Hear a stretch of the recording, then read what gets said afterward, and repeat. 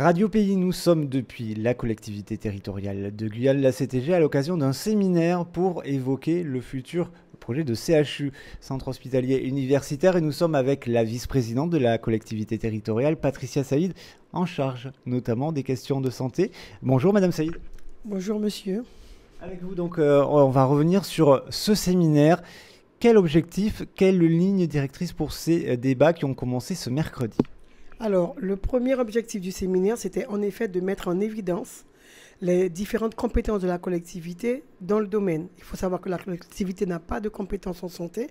Par conséquent, elle est sur des champs de mission qui entrent dans le cadre de la santé, que ce soit dans le préventif particulièrement, et aussi un peu de curatif dans le cadre de la vaccination. Et là, je veux parler des PMI.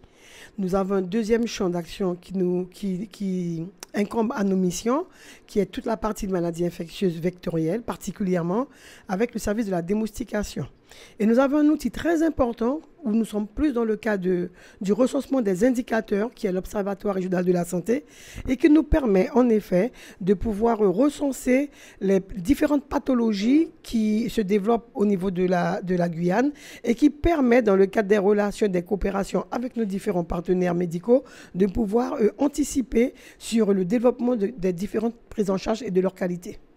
L'idée, c'est donc de permettre à la CTG de continuer au sein de ce CHU ces missions qu'elle a déjà engagées. Alors, sur la partie CHU, en effet, il y a toute la partie santé, technique, orientation, organisation des soins qui reste dans les missions de l'Agence régionale de santé. Par conséquent, la collectivité doit se doter de moyens en termes d'orientation, en termes de force de proposition dans le projet CHU, parce que le CHU reste quand même un outil d'ordre politique. Et dans le cas de cet outil, nous ne pouvons pas être à l'écart. D'ailleurs, nous faisons partie du COPIL qui est coprésidé par le président Serville. Nous faisons partie des différentes instances au niveau de la CRSA. Et dans ce champ, il y a quand même une particularité à avoir un positionnement politique et créer ce que nous avons fait aujourd'hui, un espace pour les professionnels guyanais et les entendre de façon à pouvoir être en corrélation avec leur positionnement, avec leur orientation et avec leur souhait de voir jaillir cet outil et que nous soyons accompagnateurs auprès de nos professionnels afin que l'on ne puisse pas rater le coche de la construction de ce CHU. Qui sont les personnes présentes justement à ce séminaire? Alors nous avons eu plusieurs médecins, puisque la commission médicale de Kourou et de Cayenne était représentée.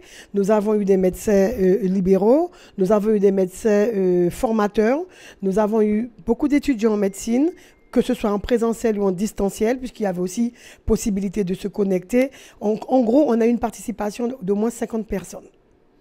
Alors, il y a également donc, cette seconde journée, ce jeudi. Là, on vous a sorti de votre réunion, vous étiez en train justement d'évoquer les travaux de ce jeudi. C'est quoi le programme? Alors, ce qu'il faut dire, c'est que l'objectif d'aujourd'hui devait nous permettre de présenter les compétences de la collectivité, devait nous permettre de créer cet espace de dialogue entre les professionnels et les différentes personnalités politiques. Et les débats qui sont sortis de ces échanges vont nous permettre d'organiser la deuxième journée avec la mise en place d'ateliers sur des thématiques choisies sortant des réflexions de ces professionnels ce matin et qui nous semblent avoir été un petit peu ou mis à côté ou oubliés dans la réflexion du projet CHU. Et ces ateliers, en effet, vont nous permettre de réaliser un support qui sera notre support d'orientation politique pour être des acteurs comme le prévoit, en effet, le dispositif, que la collectivité, dans son environnement politique, soit aussi un acteur dans la construction du projet CHU. Justement, au terme de cette première journée de débat et d'échange, Patricia Saïd, vous avez trouvé les discussions constructives ou est-ce qu'il y a toujours quelques grincements de dents ici et là? Alors, une question très pertinente, et je vous dis très sincèrement qu'il y a deux... Il peut y avoir deux cas. Alors, où on est sur la pression parce que les choses se sont très mal passées, ou on est aussi sur la pression parce que les choses se sont trop bien passées. Donc là, je suis en train de voir comment je débriefe avec moi-même, parce que très sincèrement, les choses se sont trop bien passé. Je ne doutais pas de l'équipe qui m'accompagne, je ne doutais pas des outils qui étaient mis à ma disposition, que ce soit en termes de ressources humaines ou logistiques, mais je ne doutais pas des participants, parce qu'on avait quand même les personnes inscrites, et même par contre, je ne m'attendais pas à un aussi grand succès, et permettez-moi de vous dire que très sincèrement, même là, ça nécessite un relâchement, que ce soit psychologique ou physique. C'est ma dernière question à présent. On n'a pas croisé la directrice générale de l'ARS ou des représentants de l'ARS ce mercredi. Ils seront là ce jeudi ou est-ce qu'ils n'ont pas été conviés à ce séminaire sur la préfiguration du futur CHU? Alors le séminaire d'aujourd'hui, c'était bien le regard croisé entre les professionnels et les politiques de la collectivité. Il n'y avait aucun sujet technique d'organisation de soins ou de décision de création d'activités médicales.